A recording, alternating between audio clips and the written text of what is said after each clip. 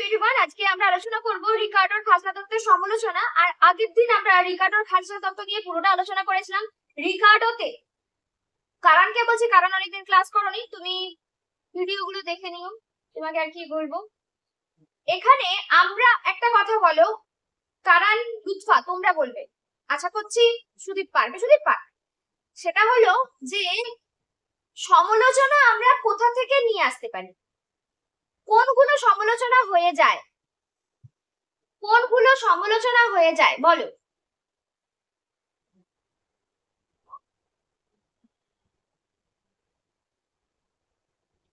যেগুলো আমরা অনুমান ধরে নেই সেইগুলোই হয়ে যায় সমালোচনা। যেগুলো আমরা অনুমান ধরে নিই সেইগুলোই হয়ে যায় সমালোচনা। খেয়াল থাকবে। এইবার আমরা এই চ্যাপ্টারে বা রিকার্ডোর খাজনা তত্ত্বে কিছু অনুমান ধরে নিয়েছিলাম। যেমন এখানে বলছে জমির আদিম ও অবিনশ্বর শক্তির জন্য জমির মালিককে যা দেওয়া হয় সেটি খাজনা। এখন জমি আদিম ও অবিনশ্বর শক্তি হিসাবে কিছুই নেই।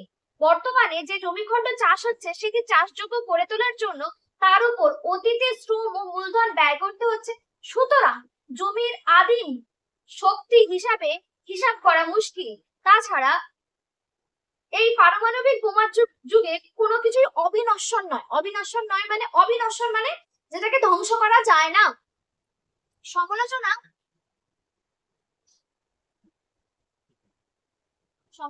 এক নম্বর সমালোচনাতে কি আসছে, জমি আদিম অবিনশ্বর নয়, জমি আদিম ও অবিনশ্বর নয়। আমরা ক্লাস 11-এ পড়েছি, বা তোমাদেরকেও আমি বহুবার বলেছি যে জমিটা হচ্ছে কি আমাদের কোনো কিছুর মানে উৎপাদন করতে গেলে, শোনো কি বলে অর্পণ, উৎপাদন করতে গেলে চারটে জিনিস লাগে। একটা হচ্ছে জমি, জমি ছাড়া আমরা কোনো জায়গাতে বসতে পারবো না। ধরো আমি পড়াচ্ছি, তোমার হচ্ছে একটা ঘর তো মিনিমাম দরকার। অথবা আমি যদি হাওয়াতেও মানে কি বলবো ওই ওপরেও ভেসে পড়ি, সেখানেও তো কোনো একটা স্পেস দরকার। তো সেটাকে আমরা কি বলছি, প্রকৃতি থেকে যা নেব সেটাই হচ্ছে জমি। যদি প্রকৃতি থেকে আমরা অক্সিজেন নিচ্ছি, অক্সিজেন থেকে শুরু করে, কারো হয়তো অক্সিজেন নিচ্ছে, প্রকৃতি থেকে অক্সিজেন নিচ্ছে, সেটাও কি হবে, জমি বলে ক্যালকুলেট করা হবে, ঠিক আছে, গণ্য করা হবে। এইবার জমি হলো, তারপরে হচ্ছে শ্রম।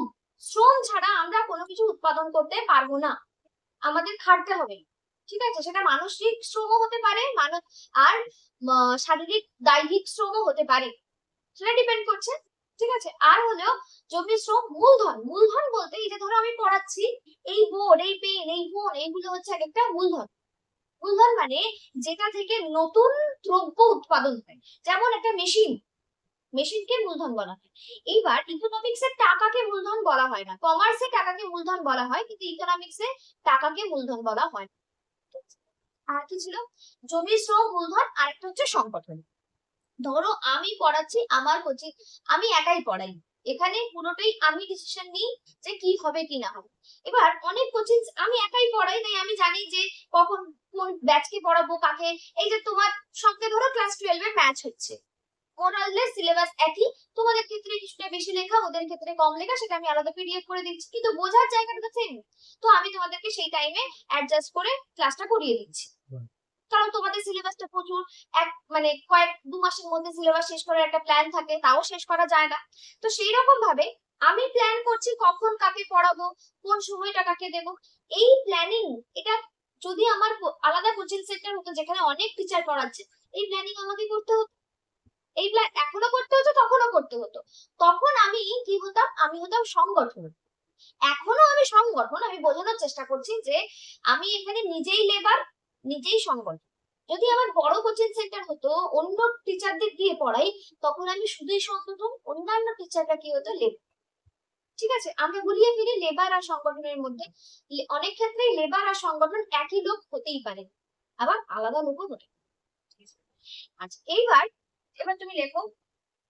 এখানে আমরা ধরছিলাম যে জমিটা প্রকৃতির দান, জমিকে তৈরি করার কোনো খরচা লাগে না, জমির কোনো উৎপাদন ব্যয় নেই। আমাদের বিভিন্ন কোশ্চেনেও আসে কোন কোন উপকরণের উৎপাদন ব্যয় নেই, উত্তর হয় জমি। কিন্তু জমি জমিটাকে চাষযোগ্য করে তোলা অথবা জমিটাকে একটা কারখানার যোগ্য করে তোলা, যে কোনো উৎপাদনের উপযুক্ত করে তোলার জন্য কি করতে হবে? জমিটাকে তৈরি করতে হবে, তাই না? যদি চাষ করতে চাই সেখানে সার দিতে হবে, হচ্ছে ফার্টিলাইজার তো দিতেই হচ্ছে, মানে সার দিতে হচ্ছে, সঙ্গে কীটনাশক দিতে হতে পারে, ফাঙ্গিসাইড দিতে হতে পারে, অনেক কিছু দিতে হতে পারে, তাই না? তো সেরকম ভাবে আমরা জমিটাকে তৈরি করবো। তো জমিটারও তৈরি করতে উৎপাদন ব্যয় একটা লাগছে। এখন আর ওই আদিম অবিনশ্বর বলে কিছু নেই। অবিনশ্বর মানে জমিকে ধ্বংস করা যায় না বলেছে, কিন্তু এই পারমাণবিক বোমা হিরোশিমা নাগাসাকিতে কি হয়েছিল? বোমা দিয়ে ধ্বংস করে দিয়েছে, সেই জমিতে আর ফসল করা যায় না। জমিটা থেকেও তো লাভ নেই। ইকোনমিক্স এর তাহলে ওই জমির তো মানে ইকোনমিক্স এর অর্থে কোনো মূল্য নেই। তো সেই দিক থেকে আমি তোমাদের বলি যে কি হচ্ছে, জমি আদিম ও অবিনশ্বর নয়। আচ্ছা, দু নম্বর দেখো, 2 নম্বরে আমরা যাব, বলছে জমি প্রকৃতির দান, জমির কোনো উৎপাদন ব্যয় নেই। এটা একই কথা আলোচনা করেছি, ছেড়ে দাও, পড়ে নিলেই হবে। তারপর বলছে রিকার্ডোর খাজনা দত্ত শুধুমাত্র জমির ক্ষেত্রেই প্রযোজ্য।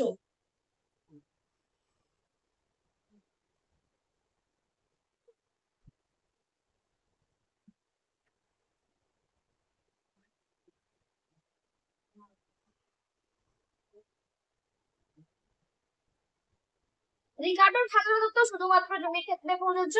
আমরা আজকে জানবো যে এটা কি বলে,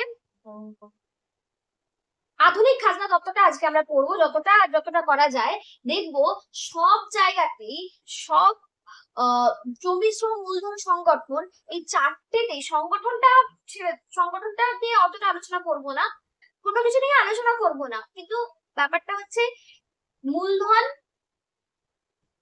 শ্রম মূলধন সংগঠন এদেরও খাজনা হয়। আধুনিক খাজনা তত্ত্ব অনুযায়ী এদেরও খাজনা হয়, কিন্তু রিকার্ডো কি বলেছিল? শুধুমাত্র জমির খাজনা হয়। এটা একটা সমালোচনা। এবার এখানটা যেটা লিখেছে সেটা আমরা আধুনিক খাজনা তত্ত্ব না পড়লে বুঝতে পারবো না। তোমাদের 3 নম্বর পয়েন্টটা, যারা জয়দেব সরকার ব্যবহার করছো, জয়দেব সরকারের ক্ষেত্রে 3 নম্বর পয়েন্ট যেটা লিখেছে সেটা আমরা যতক্ষণ আধুনিক খাজনা তত্ত্বটা পড়ছি বুঝতে পারবো না। 4 নম্বর বলেছে পার্থক্যমূলক খাজনা তত্ত্বের ক্ষেত্রে রিকার্ডো চাষের জমি যে ক্রম পর্যায়ে দিয়েছেন সেটিও বাস্তবসম্মত নয়। রিকার্ডোর মতে প্রথম সর্বোৎকৃষ্ট বা সর্বাপেক্ষা উর্বর জমি চাষ করা হবে, তারপর থেকে কম উর্বর জমি চাষ করা হবে ইত্যাদি, কিন্তু বাস্তবে এরূপ হয় না। এটাও ঠিক কথা যে এখানে যেটা বলা হয়েছে, রিকার্ডোর খাজনা তত্ত্বে যেটা বলা হয়েছে সেটা হচ্ছে ক্রম পর্যায় জমি চাষের যে জমি চাষের ক্রম পর্যায় সঠিক নয়। আচ্ছা, আবারও বলি, যে তোমরা কিন্তু করবে, কি বলেন, শনিবার দিন আমি রিভিশন ক্লাস নেব ডিমান্ড ইলাস্টিসিটি অফ ডিমান্ডের উপর। পড়া ধরবো, পড়ার যেন উত্তর পাই, ঠিক আছে? পড়া তৈরি করে রাখবে। ইয়ারের প্রশ্নগুলো থেকে প্রশ্ন করবো, বলেই দিচ্ছি, ইয়ারের প্রশ্নগুলো থেকে তো অবশ্যই প্রশ্ন করবো। তার মধ্যে আমি কিন্তু কঠিন প্রশ্ন করবো। যেরকম আমি ক্লাস নোটস ভালো করে পড়বে, শুধু নোটস নয়, ক্লাস নোটসও ভালো করে পড়বে। শুধু নোটস হাবি যাবি যে নোটস পাঠিয়েছে সেইগুলোই গড়গড় করে পড়লে সেরকম কিন্তু নয়। রিকার্ডোর এর পরেরটা, রিকার্ডোর সমগ্র অর্থনীতির দিক থেকে জমিকে বিচার করেছে। সমগ্র অর্থনীতির দিক থেকে যদি আমরা বিচার করি তাহলে জমির যোগান সীমিত, জমির যোগান বাড়ানো সম্ভব নয়। কিন্তু একজন বলছে, 4 নম্বর বলছে সমগ্র অর্থনীতিতে জমির যোগান সীমিত, কিন্তু একজন ব্যক্তির ক্ষেত্রে কি হবে? জমির যোগান সীমিত নয়। এই আমার মেয়েটা না খুব কাঁদছে, আমি একবার দেখে আসি কি করছে, খুব কাঁদছে। চলো নেক্সট আমরা করছিলাম ব্যাপারটা বোঝো। আমার দেশ, পুরো অর্থনীতি হচ্ছে আমার দেশ। ভারতবর্ষের নতুন জায়গা দরকার। ভারতবর্ষ কি অন্য দেশের জায়গা দখল করতে পারবে? পারবে না। তো একটা সমগ্র অর্থনীতির জন্য জমির যোগানটা কি হচ্ছে? সীমিত। কিন্তু আমরা যদি একজন মানুষের কথা ভাবি, আমার জন্য একটা জমি, জমি কি সীমিত? আমার টাকা থাকলেই আমি অন্য জমি কিনতে পারি, আমি অনেক জমি কিনতে পারি, তাই না? বুঝছো কি বললাম? বুঝতে পারলে কি বললাম?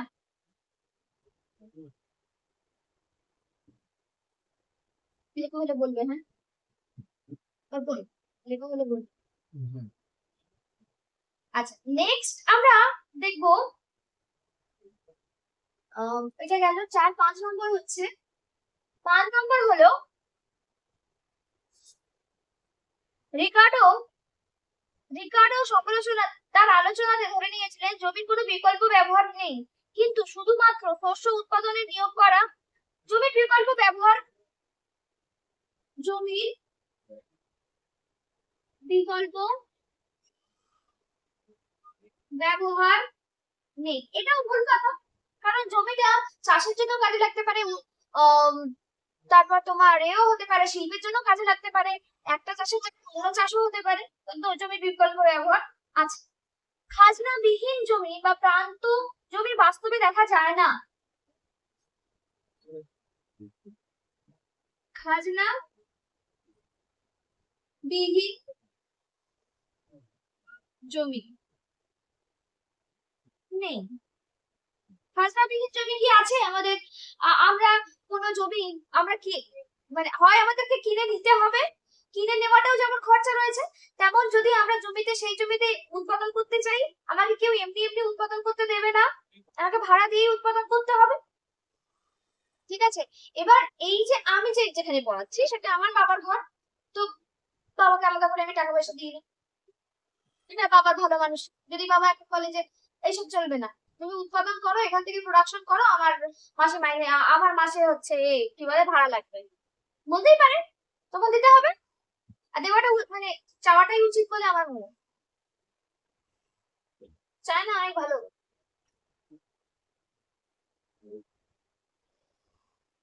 দামের মধ্যে খাজনা প্রবেশ করতে করতে পারে না, করে না। খাজনা দামকে দাম নির্ধারণ নির্ধারণ করে। রিকার্ডো এই বক্তব্য সত্যি নয়, কারণ কৃষক, কোন কৃষক, কৃষকের দিক থেকে যদি আমরা বিষয়টি চিন্তা করি, তাহলে কৃষকের অন্যান্য উৎপাদন ব্যয়ের মতো খাজনাও একটি উৎপাদন ব্যয়। সুতরাং উৎপন্ন দ্রব্যের দাম যদি উৎপাদন ব্যয়ের উপর নির্ভর করে, তাহলে শস্যের দাম খাজনার উপরেও নির্ভর করবে। কাজেই খাজনা দামকে নির্ধারণ করে না। রিকার্ডোর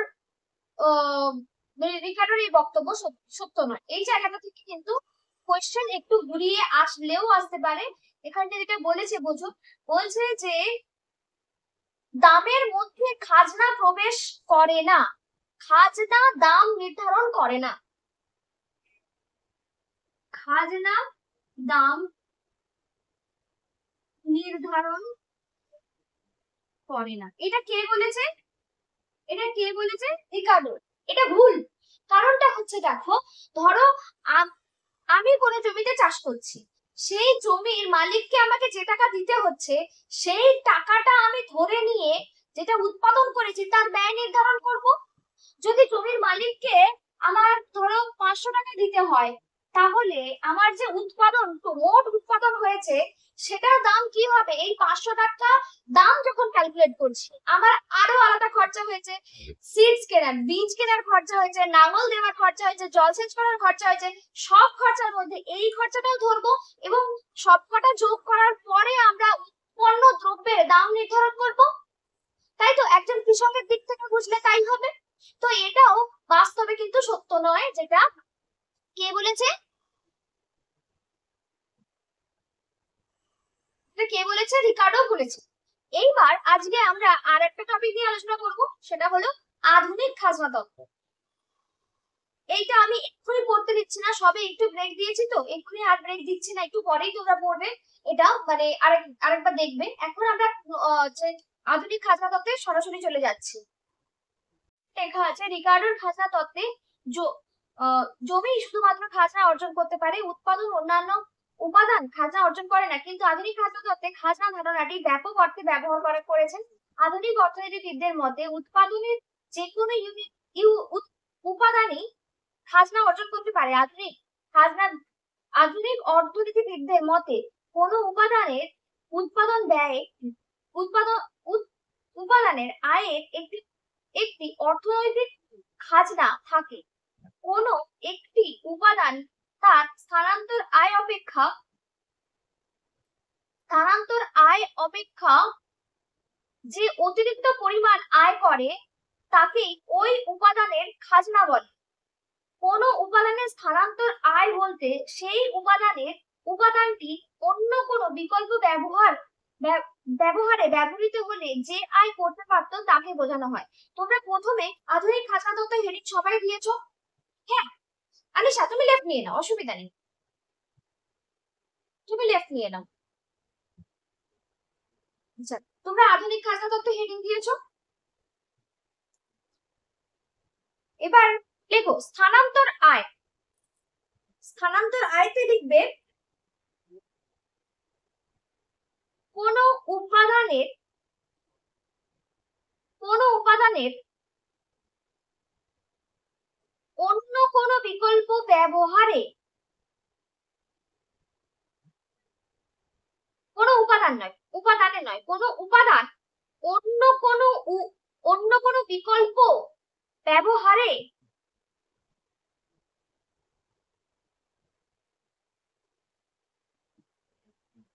লিখেছ ব্যবহৃত হলে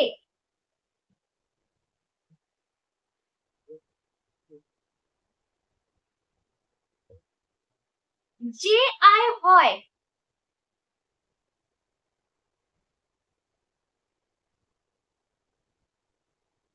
তাকে স্থানান্তর আয় বলে।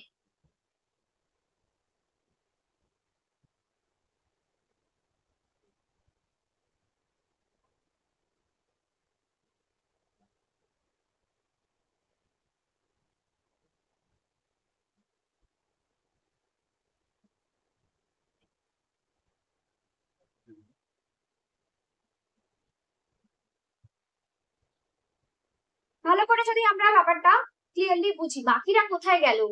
এবার এটা আমরা আলোচনাতে ছিলাম যে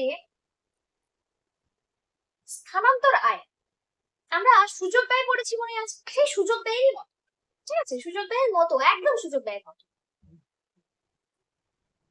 ধরো আমার জমি আছে, একজন ধান চাষি এসে বলছে আমাকে 10 টাকা, আর পাট চাষি এসে আমাকে বলছে 15 টাকা দিন। তাহলে আমি কাকে দিব জমিটা?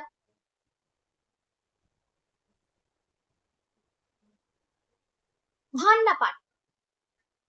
আমার জমি আছে, দুজন চাষি এসে বলছে, একজন ধান চাষ করবে সে বলছে 10 টাকা দেবো, একজন পাট চাষ করবে সে বলছে 15 টাকা দেবো। আমি কাকে দেবো বলো?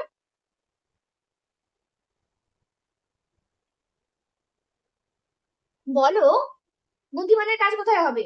কেউ উত্তর দিচ্ছে না, বলো বলো বলো, তাড়াতাড়ি বলো।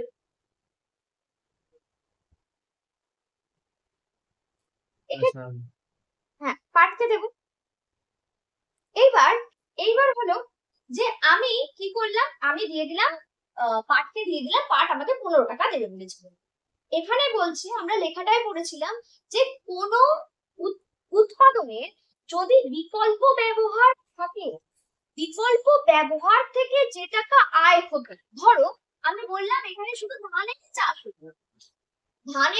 হতো, ধান থেকে আমার কত টাকা ইনকাম? 10 টাকা ইনকাম। এই আবার কি বলছি, পাট একটা বিকল্প চাষ হতে পারতো, পড়ে গেছে, পেন পড়ে গেছে নিচে, নেমে দেখো। হ্যাঁ, এবার বিকল্প ব্যবহার হচ্ছে পাট। এই পাটটা যদি হতে পারতো তাহলে পাট থেকে যে ইনকামটা, এই 15 টাকাটা কি হচ্ছে? স্থানান্তর আয়। বুঝলে কি বললাম? এক্ষেত্রে পাট উৎপাদনকারী যে 15 টাকা খাজনা দিচ্ছে, এই 15 টাকা থেকে, তো সরি যেটাকে অতিরিক্ত আয় হচ্ছে। অতিরিক্ত আয় কত টাকা হচ্ছে? অতিরিক্ত আয় কত টাকা হচ্ছে? সরি, অতিরিক্ত আয় নয়, মিনিমাম যে টাকাটা হচ্ছে এটা হচ্ছে মিনিমাম সর্বাপেক্ষা কম বা সর্বনিম্ন আয়।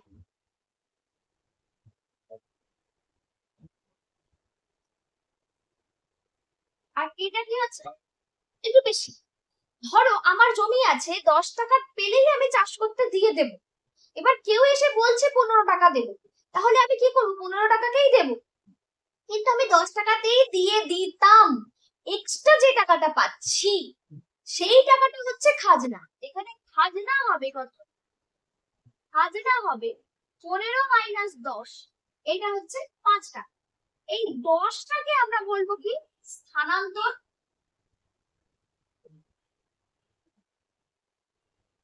আয়।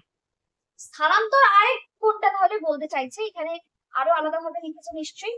বলতে তাহলে কোন উপাদানের স্থানান্তর আয় হলো সেই উৎপাদনে নিযুক্ত রাখতে হলো ন্যূনতম যে পরিমাণ পারিশ্রমিক দিতে হয় তাকে বলে স্থানান্তর আয়। আমরা একটা জায়গাতে স্থানান্তর আয় লিখেছি, তারপরে যে জায়গা থাকে লেখো, আর এইটা যদি তার মাঝখানে লেখা হয়ে যায় তাহলে নিচ থেকে লেখো অর্থাৎ বলে। এটা পুরোটা হয়ে গেছে। অর্থাৎ কোন উপাদানের স্থানান্তর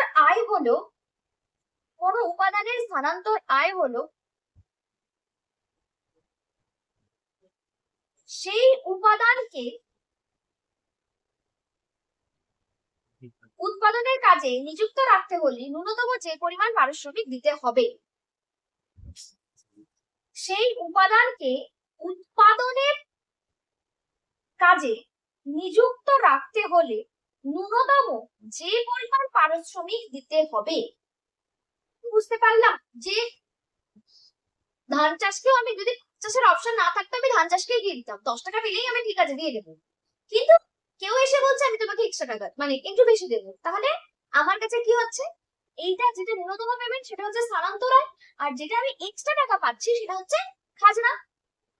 স্থানান্তর আয় অপেক্ষা অধিক উপার্জন যদি কোনো উপাদান করে তাহলে তাকে সেই অতিরিক্ত আয়কে খাজনা বলা হয়। তাহলে এবার আমরা ছোট হেডিং করবো খাজনা।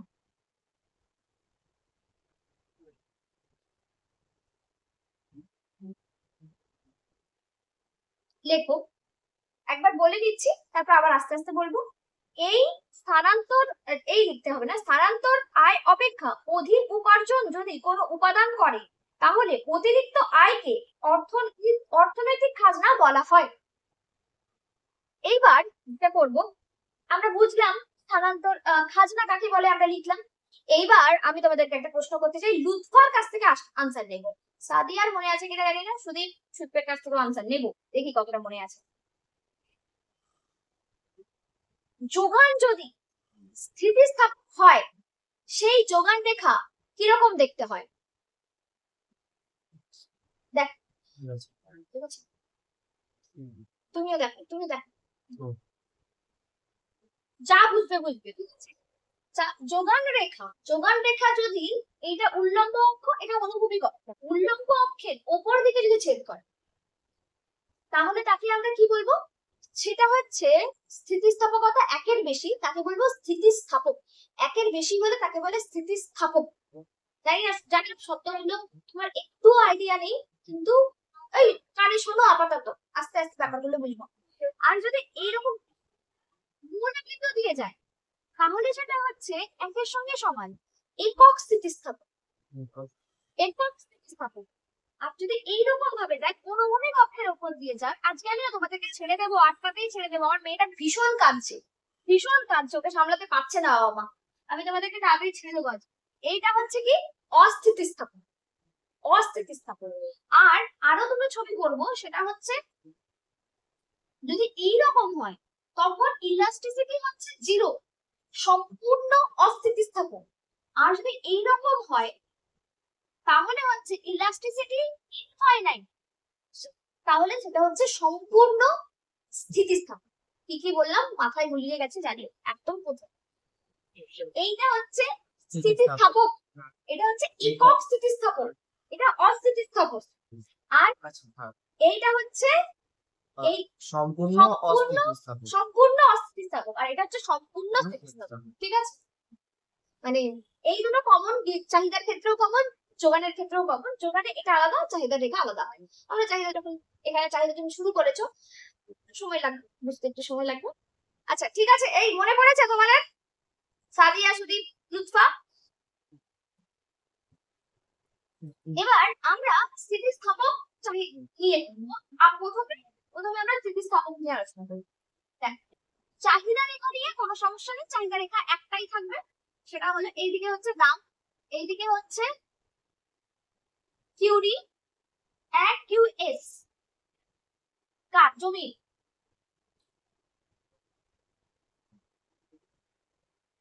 জমি কিউডি আর কিউএস, এইটা হলো চাহিদা রেখা।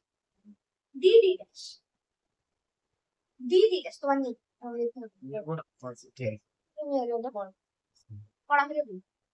এবার এখানে দেখো ডিডি ড্যাশ, এটা হচ্ছে চাহিদা রেখা, অসুবিধা নেই। এইবার এখানে হলো আমি বলেছি স্থিতিস্থাপক, এটা হচ্ছে স্থিতিস্থাপক যোগান রেখা। যোগান রেখাটা আমি যেহেতু কার যোগান, এটা আমি একটু অনেকটাই ছোট করে ফেলেছি, এটা বড় করলাম। কার যোগান একটু মনে করে দেখো, শ্রমের যোগান নয়, জমির যোগান। যদিও জমির যোগান, শ্রমের যোগান ব্যাকওয়ার্ড পেন্টিং হয়, মনে করে দেখবে। হ্যাঁ, এটা যাই হোক, এরকম একটা হল, আমরা এত দূর পর্যন্ত যাবো না, এখানেই থেমে যাবো। এটা ডি ডি ড্যাশ, এটা পি, এটা হচ্ছে সাপ্লাই, এস এস এস। এইবার দাম, আমরা আর একটা জিনিস এখানে অনুমানে যেটা আমরা ধরে নেব, সেটা হচ্ছে পূর্ণ প্রতিযোগিতামূলক মান। পূর্ণ প্রতিযোগিতামূলক বাজার। দাম কি হবে?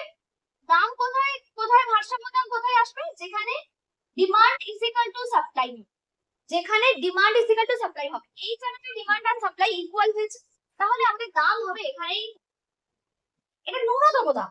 মানে যেই দামটা আমরা পেলেই কি করবো, জমিটাকে খাজনা দিয়ে দেবো, জমিটাকে আমরা চাষ করতে দিয়ে দেবো অন্য কাউকে, তাই তো? মানে আমরা ওই এতে চলে যাব, কি বলে 10 টাকা, যেটা আমরা পড়ছিলাম যে 10 টাকা পেলেই আমরা চাষ করতে দেবো, যেখানে চাহিদা আর ডিমান্ড ইকুয়াল হয়েছে, সেই জায়গাটা হয়ে যাচ্ছে। ঠিক আছে, এইবার এইটা হলো ন্যূনতম দাম। ভালো করে বোঝো যে সাপ্লাই হচ্ছে এই লাইন, সাপ্লাই হচ্ছে এই লাইনটা। এখানে বলছে বিষয়টি এইভাবে ব্যাখ্যা করা হয়েছে, সরি ন্যূনতম দাম না, এটা দাম, এটা দাম। এবার বলছে যে কৃষক ওই জমি বেশি খাজনা দিলেই বেশি জমি যোগান পেতে পারে। এ বি সি এই তিনটি বিন্দুতে এক এক ইউনিট জমিখণ্ড প্রকাশ করছে, জমির চাহিদা এবং যোগান এন বিন্দুতে ছেদ করেছে, সুতরাং জমির খাজনা ওপি।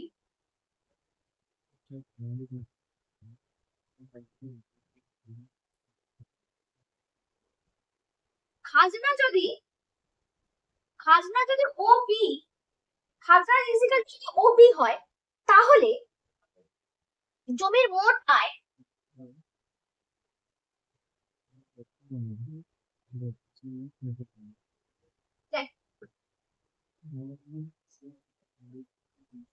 জি, জমির মোট আয় হবে ও পি এন জি। এই পুরোটা হচ্ছে জমির, কোনটা লিখলাম, O P N G, O P N G. এটা হচ্ছে এই আয়তক্ষেত্রের ক্ষেত্রফল হবে জমির মোট আয় বা জমির প্রকৃত উপার্জন, বা জমির মোট আয়। প্রকৃত উপার্জন হচ্ছে মোট, প্রকৃত উপার্জন হচ্ছে এই পুরোটা।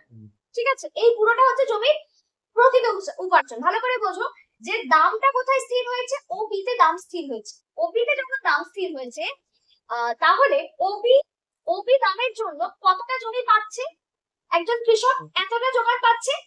এতটা যদি যোগান পায় আর দাম যদি এতটা দিতে হয়, তাহলে টোটাল খরচা কত হচ্ছে? দাম মানে এটা এক একটা দাম, এক একটা দাম, পুরোটা দাম দিচ্ছে। মোট ব্যয় বা মোট আয় জমি যদি আমরা মালিকের দিক থেকে দেখি, তাহলে জমির মোট আয় হচ্ছে ওপি। এনজি। এটা বুঝতে পারলে যে ধরো কোনো জিনিসের দাম এখানে এটা হচ্ছে 10 10 ধরেছিলাম বা 5, এইটা হলো, আর পরিমাণ হচ্ছে এইদিকে ধরো 6।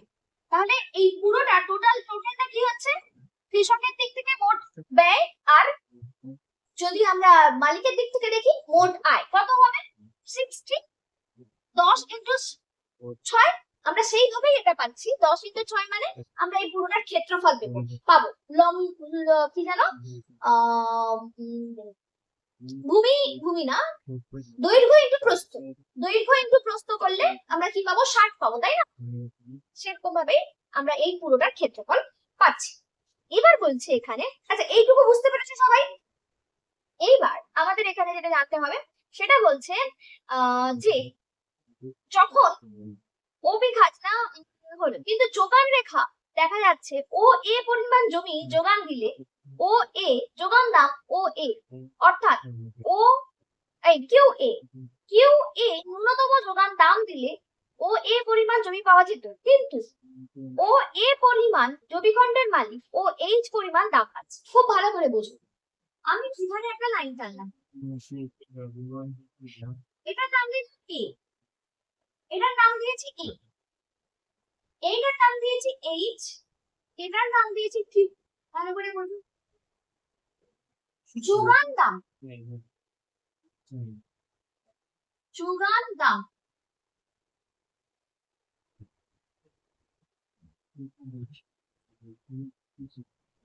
এর কাছে কি বই জানো, কি বলে সাদিয়া।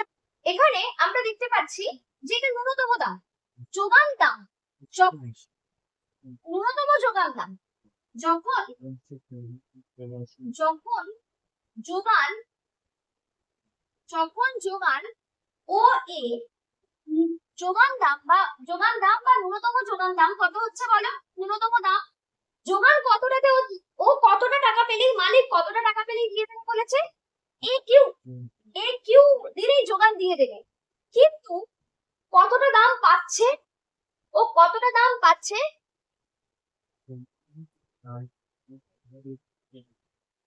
প্রকৃত দাম পাচ্ছে এ এইচ।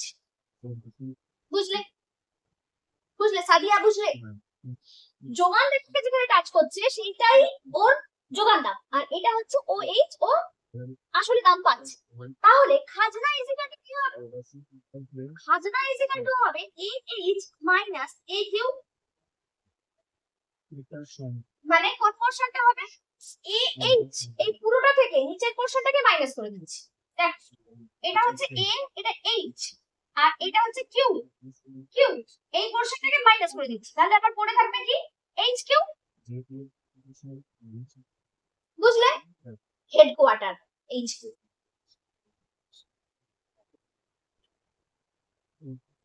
বুঝলে কি বললাম সাদিয়া?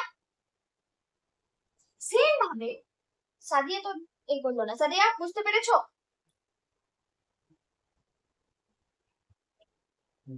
এইবার আমরা এখানে আরেকটা লাইন জানি, এটা হচ্ছে বি, এটা আই, এটা আর। তুমি আমাকে বলো এই জায়গায় খাজনা কি হবে,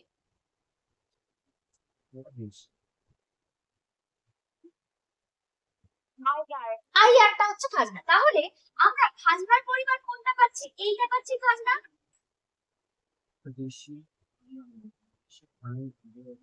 মোট খাজনা করতে কি হবে, এখানে আই আরটা হচ্ছে খাজনা। এরকম ভাবে আমরা যত লাইন পাবো এই পুরোটাই হচ্ছে কি খাজনা, এই পুরোটাই হয়ে যাবে খাজনা। তাহলে মোট খাজনা আমরা পাবো পি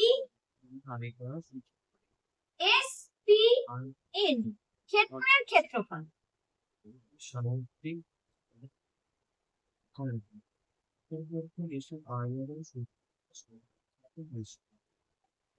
বুঝলে? আচ্ছা, আর ন্যূনতম যোগান দাম কি হবে, দাঁড়াও 1 মিনিট, এখানে কি লিখেছে, এটা খাজনা, প্রকৃত খাজনা এবং যোগান, ঠিক আছে, ন্যূনতম যোগান দাম নিম্নতম যোগান দামের পার্থক্যের ঠিক আছে, এটা হয়ে গেল। এটা আমরা বুঝে গেলাম। তার মানে আমরা দেখতে পেলাম এবার ছবিটাকে আমরা যদি একটু ঘোরাই ভালো করে দেখ, এই সেম ভাবেই আছে, এইটা ডি, এটা ডি ডি। এই যে ছবিটা এখানে এই হয়ে গেছে, ছবিটা যদি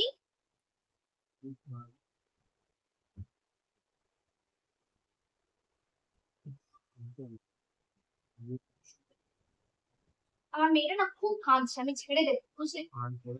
আচ্ছা এইটা হচ্ছে, এইটা এই পোর্শনটা হয়েছে খাজনা, ঠিক আছে।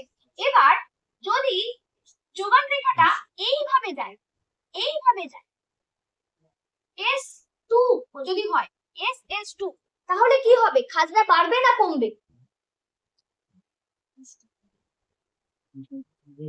বাড়বে, বাড়বে, কারণ এই পোর্শনটা বেড়ে যাবে।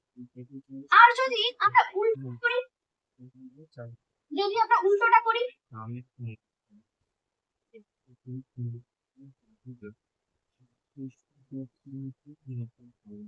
এটা প্রথমে ছিল এস এস ড্যাশ, এবার যদি এই যোগান রেখাটা এইরকম উপর দিকে যায় তাহলে কি হবে?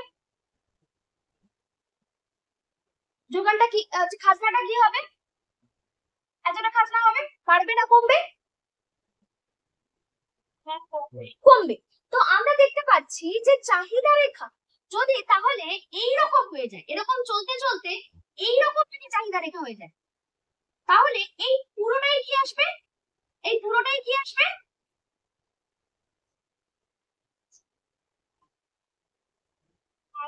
পুরোটাই খাজনা। তার মানে এই রেখাটা কি, এই রেখাটাতে ইলাস্টিসিটি কত? 0। আমরা একটু আগে আলোচনা করছিলাম যদি এরকম মানে অনুভূমি পক্ষে সমান্তরাল, এই উল্লম্ব পক্ষে সমান্তরাল হয় তাহলে কি হচ্ছে? অস্থিতিস্থাপক, সম্পূর্ণ অস্থিতিস্থাপক। তখন দেখতে পাচ্ছি খাজনা, তার মানে এই পুরোটাই খাজনা, তাই তো?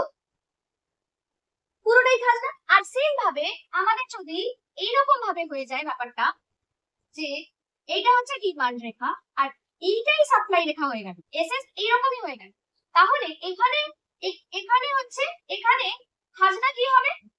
এখানে খাজনা হবে 0, কারণ এখানে আমি আর এই যে এই লাইন টানতেই পাচ্ছি না, মানে এই যে যোগান রেখাটা উপরে উঠতে উঠতে এই লাইনের সঙ্গে, এই লাইনের সঙ্গে অ্যাটাচ হয়ে গেছে, তাহলে আর যোগান রেখাই মানে যোগান রেখাটা অনুভূমিক অক্ষের সঙ্গে সমান্তরাল হয়ে যাবে, যেটা ইএস, ইএস কি হয়ে যাবে? ইনফাইনাইট, সম্পূর্ণ স্থিতিস্থাপক।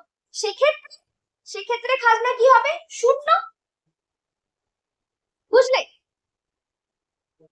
তাহলে আমরা দেখতে পাচ্ছি স্থিতিস্থাপকের যোগান যতটা, আস্তে আস্তে যদি অস্থিতিস্থাপক হয় তাহলে খাজনা বাড়ছে, আর যদি সম্পূর্ণ স্থিতিস্থাপক হয়ে যায়, সম্পূর্ণ অস্থিতিস্থাপক হয়ে গেলে খাজনা বেড়ে গেল, সম্পূর্ণ স্থিতিস্থাপক হয়ে গেলে খাজনা কমে গেল।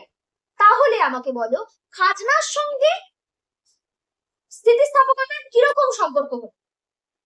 স্থিতিস্থাপকতা যখন কমছে তখন খাজনা বাড়ছে, তাই তো? স্থিতিস্থাপকতা কমছে, কমতে কমতে একদম অস্থিতিস্থাপকে চলে গেল, তাহলে তখন কি হয়ে গেল? খাজনাটা পুরোটাই বেড়ে গেল। আবার স্থিতিস্থাপকতা বাড়তে বাড়তে বাড়তে বাড়তে একদম ইনফাইনাইটে চলে গেল, সম্পূর্ণ স্থিতিস্থাপক হয়ে গেল, তখন আর খাজনা নেই, 0। তাহলে স্থিতিস্থাপকতার সঙ্গে খাজনার সম্পর্ক কেমন হলো? ব্যস্ত সম্পর্ক। তাহলে আমাদের আধুনিক খাজনা তত্ত্ব থেকে আমরা এইটুকুই জানতে পারি যে স্থিতিস্থাপকতার সঙ্গে খাজনার সম্পর্ক ব্যস্ত সম্পর্ক। ওকে, আমি এটা নিয়ে আবারও নেক্সট দিন আলোচনা করবো। আমি আজকে তাড়াতাড়ি ছেড়ে দিলাম, মেয়েটা কাঁদছে বলে। চলো আজকে টাটা। হ্যাঁ।